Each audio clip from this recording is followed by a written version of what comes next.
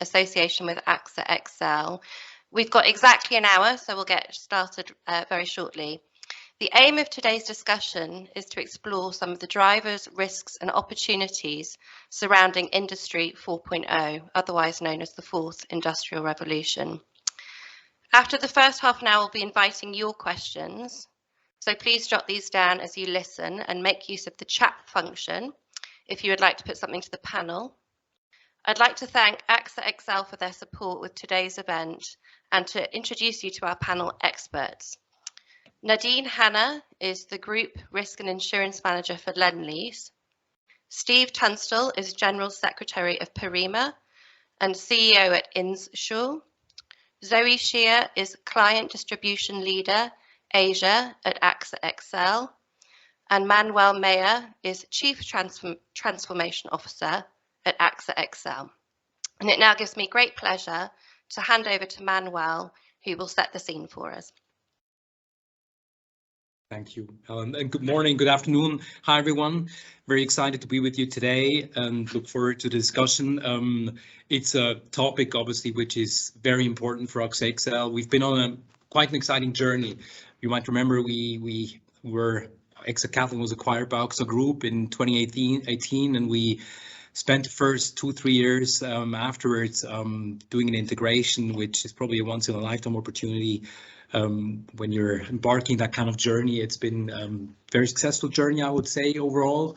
But then we had to do our homework, had to achieve a turnaround, as you all know, and now we're at the point where we've done the homework. We're there to partner with you and to respond to your needs in all the markets you're working in and you're dialing in from.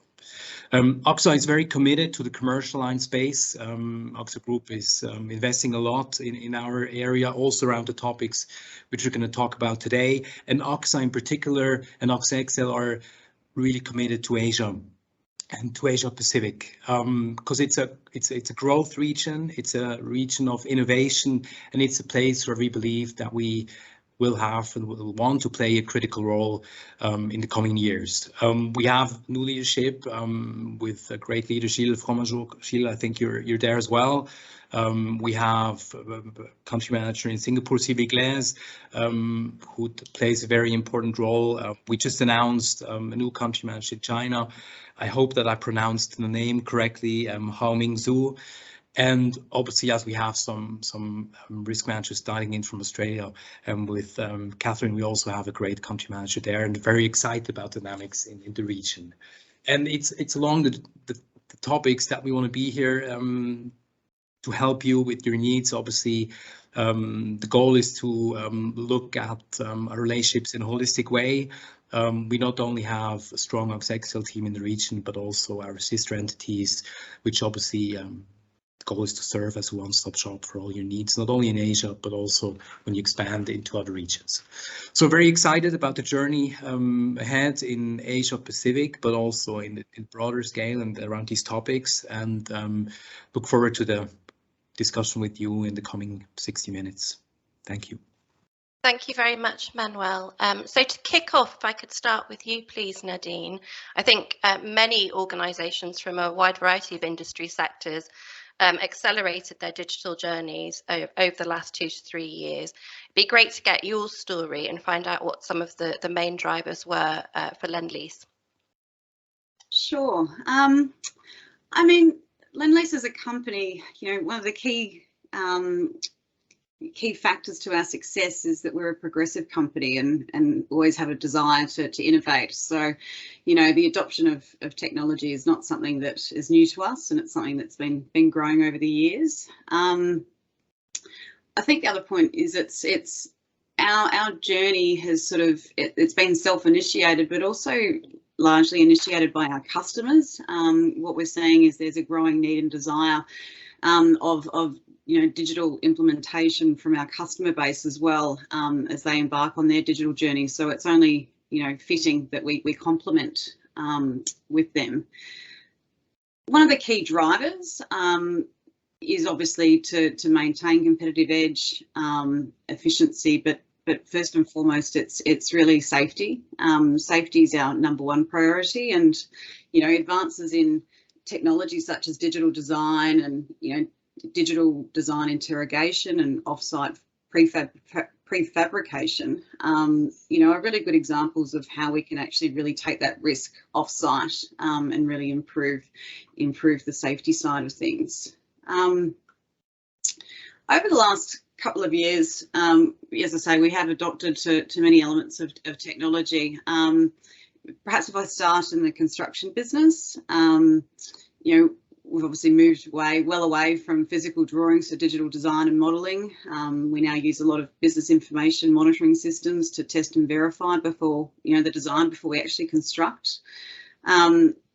Technology such as drones to track construction progress and logistics planning. And as I mentioned before, we're doing a lot more off-site prefabrication of materials. But perhaps more recently, in 2019, we created our digital and podium business, which is really pioneering our digital journey and really accelerating us in this space. So that business consists of 4 products: Property Insights, Autonomous Design, MX Studio, which is off-site fabrication, and an automated sort of supply chain program. And those 4 areas are really positioning us strongly to be able to take, to deliver our jobs a lot more efficiently, and as I mentioned, a lot more safely. Thanks, Nadine. Manuel, do you want to give me the AXA XL view? You mentioned that obviously it's been a growing company. Can you tell me a little bit about your digital journey over the last 2 to 3 years? Well, so obviously for us, like for all of you, COVID has played a key role here, right? Because overnight we had to become more digital, and the funny thing was there was no room. There was a sense of urgency. There was no room for debate almost, right? You had to find a solution, and that obviously made it necessary for us to innovate more. And we did things very pragmatically, like doing remote risk engineering visits, things like that, which in the past were not possible, right? And suddenly we made it possible. So I think that was the first thing which triggered the innovation and a little bit the journey at AXA XL. The second piece was the ask from our partners, our clients and brokers, that there's a need to better understand data to respond to some of the risks, the emerging risks. I think that was a key drivers there as well. And then, of course, with this combination, the desire to reinvent ourselves and making sure that we better understand data, because the pandemic was one thing, cyber is another one. There's a lot of topics which are just changing the name, the name of the game, given the magnitude, the complexity, and we started that journey. We just launched last week an initiative called Digital Commercial Platform, which we launched in Paris, which essentially is the goal, and that's just a starting point, to use real-time data from satellites, drones, etc., to support our clients in a more structured and faster way. And the second thing is that we launched a company-wide transformation program, which I'm leading, and the digitalization obviously is a key part of it, that we are faster, more agile, the way we respond to the needs of our partners in the market. Thank you. Steve, did you want to give me the Perima view on this? What are some of the trends in terms of what your members are going through in their digital journeys? Sure, and perhaps we come from a slightly different place because it's a risk management association. But actually, because I've been involved in the technology sector for a long time, I've been using Zoom for 6 years. I've been using Slack for 7 years. So the innovations that hit others during the pandemic, we'd already been using these things at Perima for several years because I'd introduced them. So as we hit 2020 and 2021, we were able to pivot really quickly, and we did about 50 or 60 events each year online. And I think that was a little bit faster than many of the other people in the space. I mean, we're now back to doing physical events again, and I do have to say that the best physical event I've been to this year was an AXA XL one where Xavier spoke on ESG. So that was a really good event. Really enjoyed that. But we have found that long term there's a change. There's still a demand for people from various countries to attend important events. We're not sure whether we're going to stay hybrid or we're just going to do some events real and some events virtual. But we feel now comfortable that we have the capability to do that. And if, as we're an Asia-wide risk management association, we've got, nearly 3,000 members now right across the region. We really need that flexibility to be able to say, OK, this event has got an appeal for the whole of Asia. So let's not do it as a physical event. Let's do it as a virtual event, and we'll push it out that way. I mean, the other things I do, speaking of, I work as a risk manager for a tech company anyway, for a crypto fintech company, and I have my own insurtech company. So I'm very familiar with the transitions that have gone in this space. And I think it's definitely been a wake-up call for everybody who's not in tech companies during COVID, because guess what? Now everybody's in a tech company. Welcome. Thank you, Steve. Manuel mentioned the whole issue of emerging risks and the need for more data to better understand that. Clearly, being part of a more connected and digital world brings with it new and emerging risks, some of them potentially systemic. And, you only have to look at risk surveys to see the concern around cyber risks in particular. How do we start to think about the emerging risks that are presented by Industry 4.0? And Zoe, I wondered if you could kick us off on this one. Yes, sure. I think today's world is a combination of a lot of things. And one thing I would like to bring to everyone's attention is the hyperconnectivity nature of today's world, where everything is reporting live, and this interconnectivity nature can trigger systemic risks and to introduce volatility and complexity to corporates and individuals that we probably don't even realize we are part of the risks. If I can give everyone an example, yesterday, Cloudflare was down. Right, this one service is down yesterday, and most of the internet is affected. And many of us, we probably didn't even know what Cloudflare is, right? And we probably didn't even know we are the user of the Cloudflare until we couldn't log into many of the system and services which are integral into the business. So this does not only represent a potential business interruption, but also a potential introduction of security breaches into the organizations. And this hyperconnectivity is the natural result of the globalization, because in the last 30 years, all we do is trying to push to a global economy, global trade, global company. So therefore, I think what we can do is to help to understand the risk, to be aware, to be vigilant, to take ownership, being proactive. We need to prepare ourselves not only just to be agile, but also trying to apply ambidexterity into the situations, improving our testing procedures and implement enhanced business and contingency plan. Thanks, Zoe. Manuel, I'd like to get your thoughts on that one too, please. So first of all, Steve, I'm excited to hear that I work for a tech company, because when you disclose that you work in insurance at the dinner party, usually the queue is not that long, like for other people from other industries, and I'm gonna remember that one.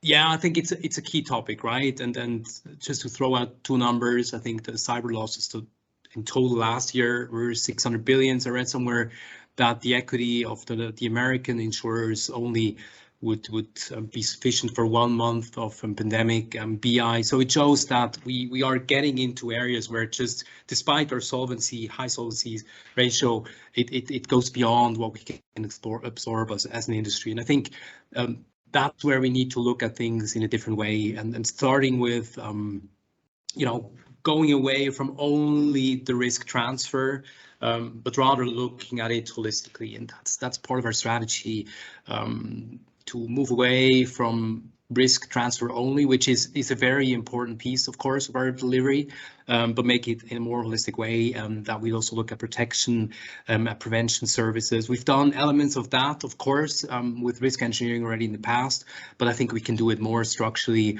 and this will need a strong partnership between clients, brokers, insurers to make sure that we find answers to today's challenges, which again, from a magnitude standpoint, are very different from things which you've seen in the past. Also, you mentioned, Zoe, that risks are interconnected. I think one of the key challenges, we've discussed this multiple times already at multiple forums. In the past, all of these events were rather isolated, right? You have a Nat Cat event, it's somewhere in Australia, floodings or whatever, and now we suddenly have events which have a global scale. It's obviously a different ballgame now, and we need to find together answers to it, again, beyond just the traditional risk transfer. Thank you. We did a quick readership poll before this webinar, and we asked our readers what technologies they had been focusing on primarily over the last 2 years. And coming out top was cybersecurity and migration to the cloud. And you mentioned cloud providers before, Zoe. I was wondering if you could tell me a little bit about which technologies have been your primary focus from an investment perspective, and how you're thinking about the risks and opportunities they present. Yeah, absolutely. And I think, Helen, will you share with us the results of the survey? There's a very interesting findings. Is all of, I think, if I recall it correctly, all of the 3 top findings carry a transformation risk in the company's digital assets, right? If we do a similar survey, let's say like 5-10 years ago, the top risk would be physical damage related. So there's clearly a shift in pattern when it comes to shift from physical damage to digital disruption. And I think this is quite interesting in finding of the results. And back to the question that you put it on, and you mentioned about saying the investment that into here. If I may answer this from a more distribution angle and from a insurance distribution angle. So COVID-19 is definitely accelerated the urgency for us as an industry to move into a more hybrid model. You know, for example, agencies, right? They are the first one to be impacted when face-to-face meetings were suspended. So now we are walking towards a post-pandemic era. I think a digital solution hybrid model for distribution is highly desired, not to replace the human interaction, but something to support the human interaction with a full set of digital capability. So from what I have observed from the insurance industry angle, there is a little bit more focus now of an investment into the CRM system to improve the omni-channel customer experience and to empower the insurance professionals to better capture the moments of need in a customer's journey. In the past, we've seen the challenges of investing into a CRM system is mainly around the cost, around the complexity and the security of safe data migration, including restrictions on region-specific data privacy. The first 2 challenges when it's come to cost and technology, I think recently there has been a shift to address those 2 into a certain degree, but the risk on client data management, that still remains as a very common challenge across all industry. Thank you. Steve, it'd be great to get your thoughts on this, particularly in terms of your discussions with other PARIMA members. You know, are we seeing any particular trends in terms of their focus over the last 2 to 3 years? Yeah, we did a region-wide survey late last year, and the results of that were very interesting and revealing, like yours, in that basically we got similar sorts of results. Top of the shop in almost every country was cyber and sustainability in one form or another, whether it was climate risk, whether it was Nat Cats or whatever, but you know, cyber sat there principally at the top. And I think the Cloudflare example that Zoe gave is an absolute classic. I spent 10 minutes trying to get in a website yesterday. I got no idea why it wasn't working, but that was why it was. You know, once you do a bit more digging, you find out. And I mean, 10 years ago now, when I was the head of risk at Cathay, we did a survey of all our vendors right across the supply chain. We had about it was about 350 vendors we surveyed, and I think it was 75% of them were dependent on Amazon Web Services then. So I don't know what that percentage is now, but if Cloudflare goes down, it's inconvenient that I can't get on the internet for 10 minutes. Heaven forbid AWS ever went down and you just basically couldn't do business for that period of time, full stop. So I think a lot of companies that have gone down the total cloud solution risk route perhaps haven't thought through yet what the risks of that might be and how you implement backups and support on that. And I think we're all seeing that as risk managers, and I don't want to overplay the risk side because there's huge opportunities here as well. But I think a lot of risk managers are talking about, I'm more nervous about the cyber issues than anything else at the moment. Not necessarily only because the capacity available in the market is less than it was last year and it's more difficult to secure this year, but from the very front end risk management point of view, do we really have our head around these risks? Do we really understand the knock-on effects if one or two of these things go wrong at the same time? Because that's where your corporate killers come from. You're ready for one risk, but if you get multiple risks hitting at the same time, well, that's normally where companies go bust. Thank you. And you mentioned the sort of the opportunity side of Industry 4.0 there. And in our poll, most of our respondents said that they saw Industry 4.0 as an opportunity or as a risk and opportunity combined. But looking ahead, failure to innovate and embrace new efficiencies will clearly be a big threat for companies across all industry sectors. But how do you get the right balance? How do you balance this with the need to take an enterprise-wide risk management approach to new and emerging risks? And Nadine, I wondered if you could kick us off on that one. Sure. It's a challenge. That's absolutely true. But I think companies need to change their posture in how they're going to manage their risks, and because these risks, they're not as one-dimensional as what some of the traditional risks have been in the past, or those that we've gotten comfortable working with. And I think we also need to consider that the level of competition that new technologies can create across the marketplace as well, and how that can potentially steer behaviour and with respect to bidding and securing new work. That does actually pose quite a risk within itself. But that's where I see companies, really using the true value of a risk appetite framework. Because a well articulated risk appetite framework, that ties to a company's enterprise risks, will encourage freedom of innovation and allow for, taking on new risks or new technologies, and decision making, but within boundaries as well.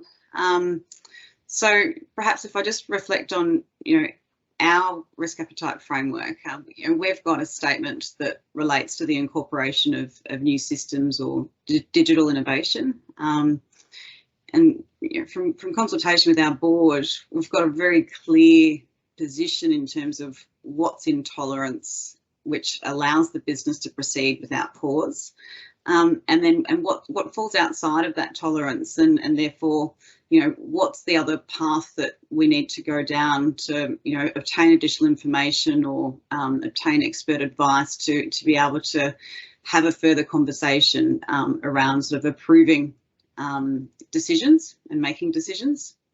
So I see the risk appetite framework being really quite key. I think the other thing is it's not a set and forget process. It's something that you put in place at a point in time, but it does also need to be continually monitored and make sure it's still fit for purpose, particularly in a space such as evolving technology and new industry. It's never going to be the same. It's moving very, very quickly, and companies need to be nimble and move just as fast. Make sure their appetite is fit for purpose. And we're learning all the time, aren't we? Zoe, it'd be great to get your thoughts on this as well. Yeah, I think Nadine covered three very, very good points, on change management, on the risk appetite framework, and as well as being agile and being nimble in the process. I just want to add it on a little bit from the insurer's perspective, where our focus is to help our client to mitigate risks. Right.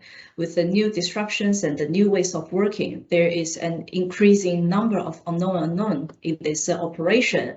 So on a partnership basis, I think Manuel just at the beginning of the speech has introduced to everyone that AXA, we have further invested into technological solutions that can help us to get closer to our clients.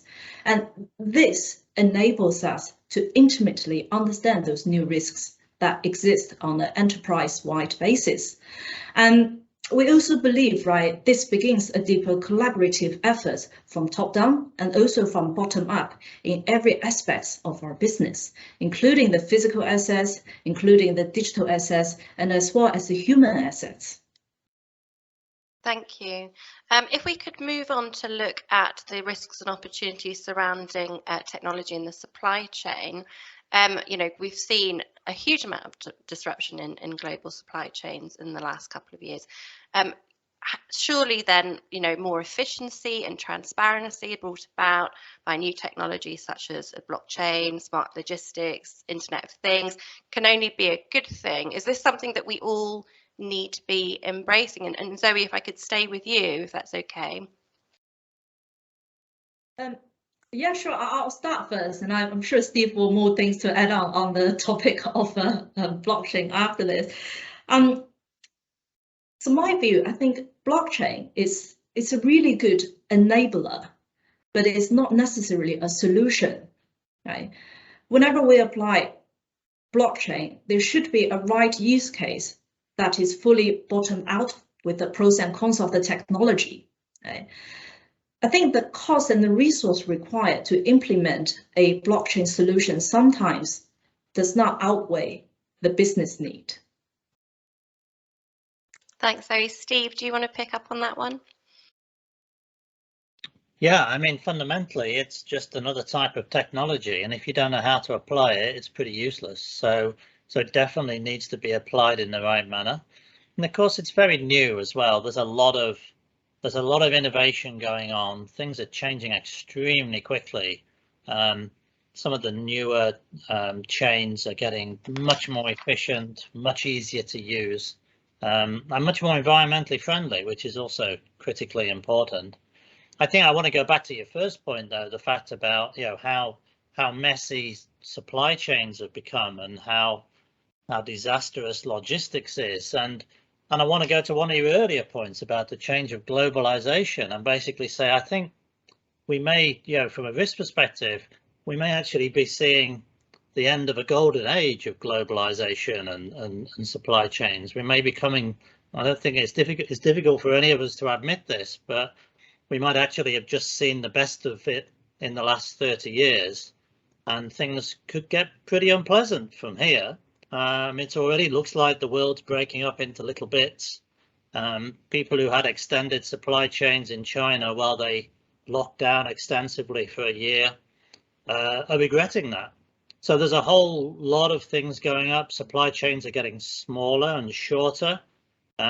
People are implementing a lot of duplication and redundancy in their supply chains, and a lot of companies are also saying, well, if it can be bought at home, why are we going elsewhere? And that's not necessarily just from a logistics point of view.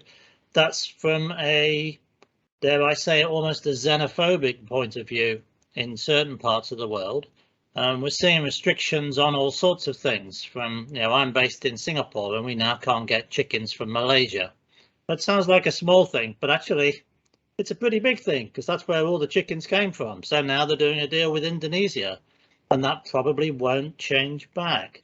I think we're seeing a lot of things like that. It's just one simple example, but I think we're seeing that all over the world. And we're seeing this level of protectionism that I don't recall seeing since the Berlin Wall went down. We're at a very interesting pivot point. I think technology can definitely help with a lot of this, and it can definitely help with being more nimble. than companies have been in the past. But I also want to go back and just briefly talk about the other thing you said, this balance between technology being a balance with risk. I think for me, it's much more aligned. It's technology and risk. I often see that the role of the risk manager is to enable the company to take as much risk as they want, but make sure they understand what the consequences are if something goes wrong. What's difficult these days post-COVID is it's quite hard to get data to quantify what are the fallout implications when things go wrong, because we're not only living in a technology age that's changing super fast, we're living in a business age that's changing super fast. If I'd done a deal with Russia last year, I'd have been a superstar. This year, I'd be fired. These are really rapid changes. It's very difficult to keep on top of this as a risk manager, and it's a big challenge. Mm. And it'll be interesting to see how supply chains evolve. As you say, there's just all these kind of disruptions and the geopolitical aspects. But at the same time, we have seen huge innovation, particularly with the things like the vaccine rollout. So I guess it's kind of a watch and see. Moving on to issues around skills and talent with relation to Industry 4.0, there is often the fear, isn't there, that technology, robotics, AI will replace our jobs. But I'm wondering, is poor access to skills and talent also a threat as we move forward? And Manuel, I was wondering if you could start us off on that one. Well, that's obviously not an easy one. I would argue that we are in a business where the human being, the people are still and will be very important. The scope of the roles might change. You might need different skills, how you can leverage and use technology as an individual, right? So it's beyond our industry. It ties back to how we educate the younger generation, what we teach them at schools, etc. But I think AI is not, that's not the answer to everything. That will enable the human beings and that will help us to make more and better informed decisions. That's the way I see it personally. Thank you. And I think we've got our first question from one of our viewers, Stephen Ewan. Thank you for that. So feel free to jump in, any of you. With the interconnectivity of risks, do you feel that we are adequately quantifying the risks faced by clients? Does anyone have any thoughts on that one? I think just an overview from me, there is no doubt there's massive interconnectivity now we're seeing that we didn't see before. And the knock-on effect for risk managers, and it goes back to what I was just saying, this, how do you quantify some of these things when they're changing so fast? I mean, and it's, as a sector, we're not particularly good at this. I remember it wasn't very long ago, I sat with a main board director of a very large international insurance company that wasn't AXA, it was someone else. And I asked the guy, why haven't you got a really good cyber product yet? And he said, well, it's all a bit new. We haven't got the data. And I'm like, yes, it's 25 years old this year. So all a bit new wasn't an excuse for not having a cyber product. And it is definitely not an excuse for risk managers today. We're stuck. We got to deal with this. We got to, the CEO comes in and says, okay, forget what I told you yesterday, but today we're going this way and we've got to deal with this issue. And that's just emerged. And did you see this in the FT overnight? And you've got to be ready as a risk manager to respond to that. I do sometimes feel a little concerned that some of our partners in the insurance sector are not quite moving at the same pace. I'll be quiet, otherwise I'll get into trouble with somebody. Well, it probably makes sense to hand over to you, Manuel or Zoe, to respond to that one. No, I think Steve, you're right. The landscape is changing. It's very dynamic, and this is not the way as an industry we've operated historically. I think the issue again is, look, when we started D&O insurance, for instance, we didn't have any historical data either. But back then, it was kind of isolated, and legislation was, tied to a country and so on and so forth. And now some of the challenges, as I said before, they're global. And that obviously poses some challenges. And then there again, I think we need to be creative in a sense that we need to help clients and partner up on the whole value chain. Risk transfer is one potential solution, but there's other ways to support you guys. And I think that's where we can do a much better job going forward, and that's why as a company we're also investing in that area. I think that's a very important one. And then I firmly believe that innovation has to happen bottom up. So it's sitting down with a particular client, looking at the challenges, helping with, you know, for instance, bringing in risks into captives, learning together, aligning interests, giving you access to capital markets or some of the risks where we might not have the answer off the shelf. So it's about that creativity. I think we failed when we tried to do top-down innovation, roll out standardized products, which then don't do the trick. So I think it's about trust, sitting down together again, and then finding a solution which is bespoke for the particular partner. Thanks, Manuel. And just to remind, sorry, Zoe, carry on. I also wanted to just jump in here and then just say a few words on this particular question as well.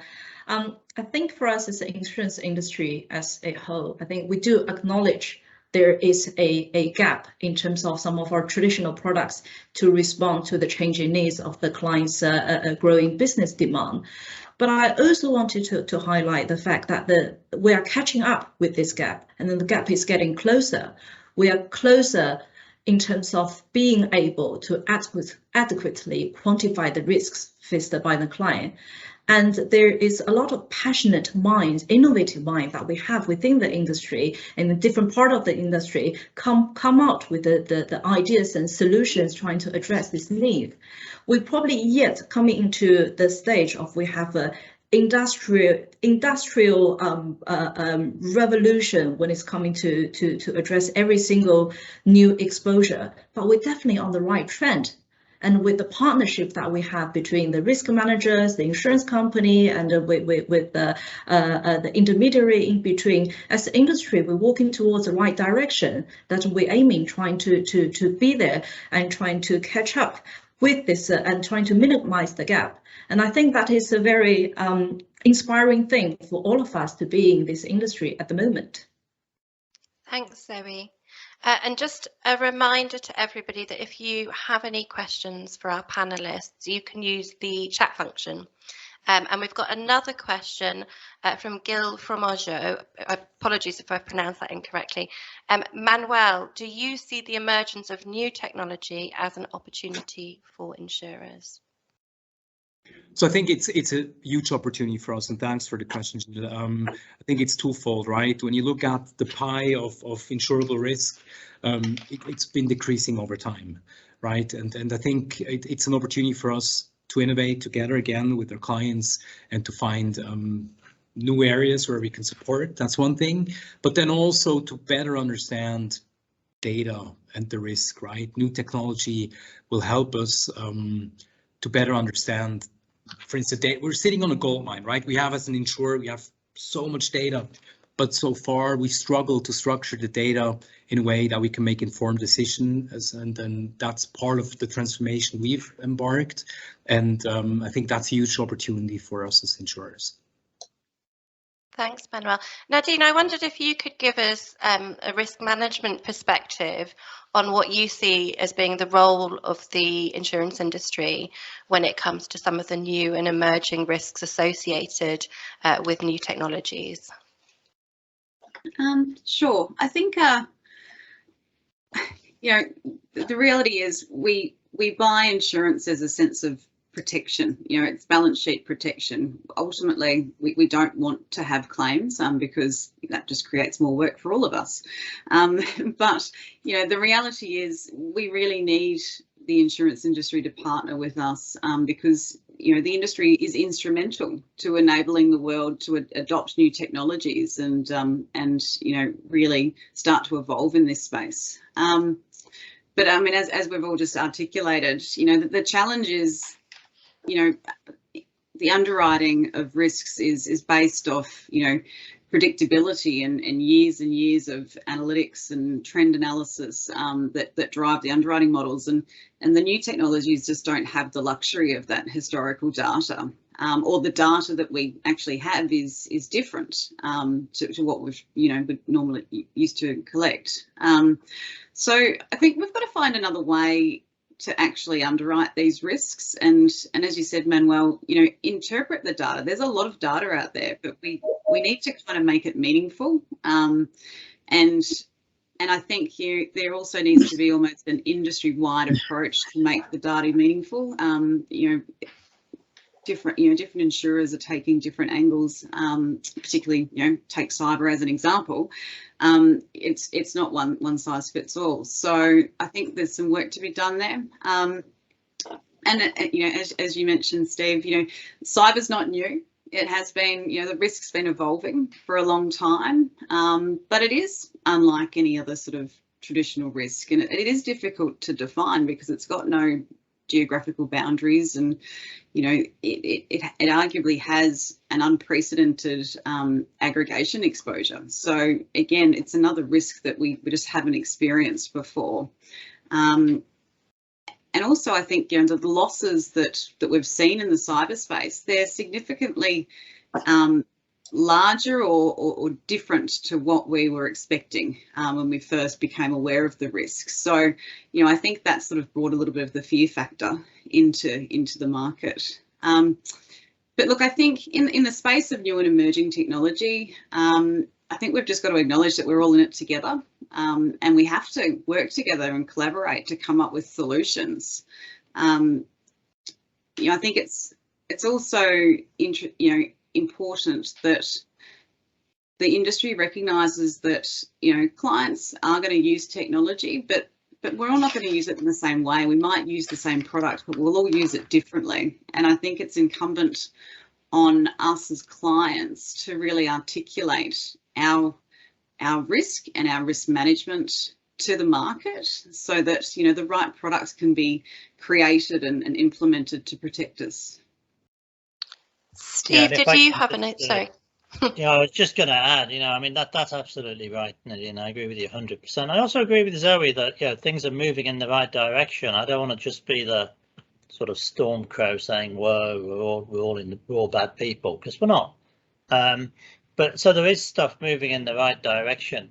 But I think, going back to the earlier point about AI and will we all get replaced, I think risk managers have got a strong lesson out of this as well, because if you spent the decade of soft markets just squeezing a 10% discount every year as a risk manager and saying to your CFO, I got another 10%, can I have my bonus, please? You probably spent the last 2 years in an absolute panic, because now you've actually got to do some proper risk management. You've got to really earn your money. And quite frankly, if all you can do is the 10% squeeze, well, you are going to get replaced by AI, because AI can send those emails out just as quickly as you can. What's more difficult is when you've got reduced capacity, increased pricing, the same budget, how do you make a pie out of that your CFO is going to eat? That's the question, really. Thanks, Steve. We do obviously have access to more and more data all the time, thanks to digitisation trends, and analytics solutions are becoming more advanced as well. Does this offer a solution when it comes to sort of more innovative risk transfer products? And Zoe, you said things were moving in the right direction. Where do we see it going from here? Manuel, Zoe, do either of you want to pick up on that one? Do you want to start, Zoe? Okay, then let me start. So I think, look, there's a lot of thinking around new solutions, around topics like ESG, etc. To give you just one example, where we need support our clients. I'm just picking out one here. There's more. Obviously, I think, again, I want to reiterate the point that it's not only about risk transfer, and that's one part of it. but it's about finding holistic solutions with prevention, services, learning together. I think what I don't see happening in the industry is that the emergence of new products, that there's a new trend. Again, we've tried that in the past. You mentioned supply chain a few times. I was responsible for the rollout of the supply chain insurance product 15 years ago in the US, and we failed because nobody was buying it. Again, it was off the shelf. I think it's again, I want to reiterate that point, that it's about innovating bottom up together, and risk transfer can be one part of the solution, but it's broader, learning together, working together on the risk prevention, on services. And if we bring that together, also like Nadine said, right, it's about partnership, sitting together and then finding bespoke solutions. I think that's the way I see innovation happening, and then the future, if you want to find solutions to some of our problems today. Thanks, Manuel. Absolutely. I was sorry, I was trying to find my mute button earlier, and it was when you asked me the question saying, so where are we going from here, right? And immediately I wanted to quote what Nadine just said, like as a risk manager, and she's happy to articulate risk and risk management process to the insurer. That is where we can start. This is where we have already starting to a certain degree, but this is definitely something that is going to take us to the next level. This partnership of the insurer, the clients, as well as everyone working within the industry, the risk management industry, that can work collaboratively together and to contribute and to bring us to the new solutions that can address the gaps that we have at the moment. Thank you very much, Zoe. We've got a little bit of time left for our Q&A if anybody else wanted to put a question to our panel. But I wondered if we could look at some of the wider questions and responsibilities that our journey into Industry 4.0 potentially answers. And Steve, you mentioned sort of sustainability with respect to supply chains before. When we think about issues such as ESG and sustainability, how does this kind of feed into our digitisation journeys?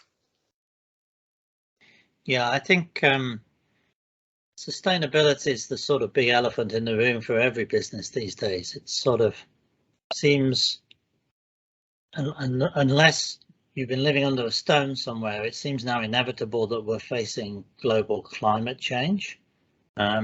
Everywhere we look around the world, we're getting extremes of weather that we've never experienced before, with the implications of that, not only for the insurance industry, but for most of the world's poor. So there's a huge issue there for companies about how they not pivot, but how they focus on the fact that is the stuff that they're doing actually making the world a better place or not? Are we making money and making good? Are we making money at the sake of other people?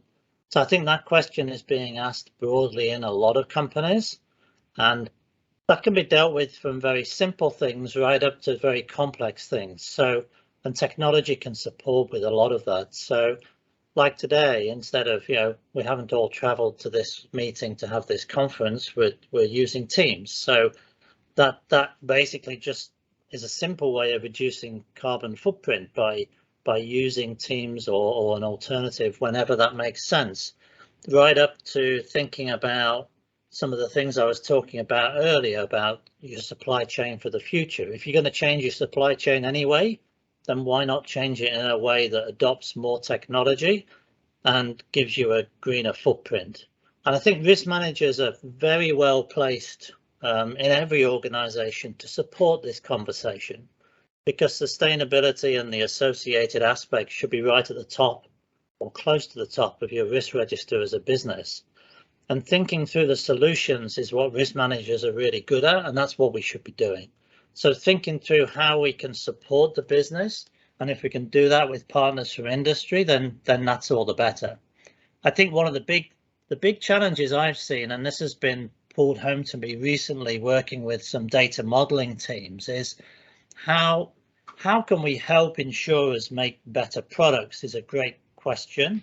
One of the big points, and Manuel made this earlier, is insurers have a huge amount of data, but clients also have a massive amount of data, and it's often necessary to marry the two together and run tools on that data to work out what is the way forward, where are the weak points, where are the issues where insurance or other tools can help. And the challenge is, again, it comes back to how we started this conversation. There's quite a climate of fear, especially in big companies, about allowing that data out, about allowing other people in to access that data, to tap into data real time, and then take it to model it, so that the CTOs and CIOs of the world have had such a tough time over the last few years that in many big companies, they're extremely resistant to anybody getting hold of their data in any form whatsoever. But of course, the challenge for the insurance sector is how are you going to make new products unless you can tap into stuff that's client specific, particularly for large clients. So I think there's a journey there for risk managers to go on internally, saying, you know, hang on a minute, we can, if we desensitize this, if we take some of the key any personal data away, if we take other things away that might be sensitive, surely we can share this information and we can work together to make solutions more effective. So I think there's a number of things there, but we have to try and work out what those blockers are for the implementation of technology and work out how we can effectively dismantle them. I think that's a big issue for us both as risk managers and people in the insurance sector. Thank you, Steve. And actually, that's a good point. There's sort of, I guess there's also that pressure of regulation to consider, you know, when we're innovating and moving forward on this journey. Nadine, I saw you nodding there along to Steve. Is there anything you'd like to add on that? No, only just to reiterate the partnership part here. The more we can educate each other on each other's business, and I suppose, you know, as I say, sort of our risk management practices, and also understand insurers' appetite, right? Because we want to make sure that we're having meaningful conversations as well. But yeah, certainly I think it's really just the sharing of information and really getting to know each other so that ideally we can build long sustainable relationships, and it becomes sort of a, you know, we tick boxes on both sides, whether it's from a sustainability point of view or from, you know, a fit for risk point of view. Keep the communication going. Thank you. So we've got a couple of minutes, maybe just to wrap up then, before we Zoe sort of summarises for us at the end. We all know that risk and opportunity are two sides of the same coin. You know, we've been focusing quite a bit, obviously, on the risk aspect today, but I was wondering if maybe we could end on a slightly more upbeat note. There's obviously huge opportunity out there. It'd be great to get some of your thoughts on, you know, what opportunities you see as we look ahead. Happy to start. Again, also want to reiterate Nadine's point on partnerships, and I think there's huge appetite, at least I can say from AXA XL, to partner with you guys to help you to accelerate that dialogue around how we can help you to find innovative solutions for your fast-paced changing issues, and every risk is an opportunity, right? And I think, as an industry, we've done our homework in the last couple of years. Specifically, that's valid for us as well. And I just can encourage you to reach out to your local partners at AXA XL, and then let's start that dialogue or continue it where it started before. Thanks, Manuel. Steve, Nadine, does either of you want to give us sort of a final risk management view? Sure, I think the opportunities for risk managers are bigger now than they've ever been in my career. There's a whole new range of different things you can do. There's different ways of working with different companies. It's an amazing time to be in the space. I think one thing that COVID has done is alerted people around the world that things can go badly wrong. So isn't it good to have someone who's a professional at helping you understand that and trying to defuse some of those bombs before they go off? I'm certainly finding that that's been beneficial to me in my career. And one of the things we've just launched at Perima, we've just launched a whole mentoring program. And And what's fascinating to me about the mentoring program, we got mentees, people who want to be mentored. They're ranging from 1 year's experience to 25 years experience. If you've been doing something for 25 years and you're still prepared to go in the pit and say, I want to learn, then there's a good future for you ahead. And I think we all have to learn at this stage. That's probably one of the key takeaways for me. Yeah. Thank you. From my perspective, it's really just embrace it. Embrace the technology. It's not going away. You know, we need to learn to live with it and to grow with it. And in the risk management space, likewise, I see it as a huge opportunity. Our industry, you know, through this new industrial revolution, has yet again another opportunity to expand across, you know, broader areas of expertise and industry that we haven't been across before. So I think, if anything, it's yet again just going to benefit the industry around pouring more knowledge and more skills into the mix. So I certainly, land of opportunity, but challenge as well. It's certainly going to stretch us in different ways. Thank you very much. And on behalf of Strategic Risk, I would like to thank you all for your time and insight today. And also a big thank you to AXA XL for their support. Zoe, I'd love to hand over to you now to hear your summary. Yeah, sure. I think it's very interesting conversation that we have today, and certainly it brings a lot of promise and hope to the industry as well. We have very supportive risk managers. We have very passionate insurance professions like myself and Steve, and we also have a very innovative transformation leader as Manuel here. And all of us are here talking about all of this today. And this digital transformation journey is all about, you know, harnessing